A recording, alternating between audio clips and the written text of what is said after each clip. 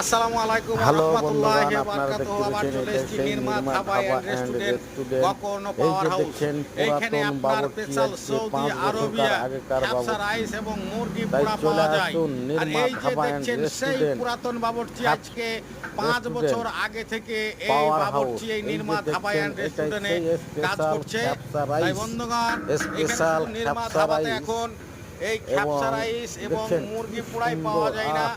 এখানে সেই আপনার সাদা ভাত, মাছ ভাত, মাংস ভাত, তরকারি রুটি পাওয়া যায়। তাই আপনারা চলে আসবেন এই নির্মা ধাবা অ্যান্ড রেস্টুরেন্ট।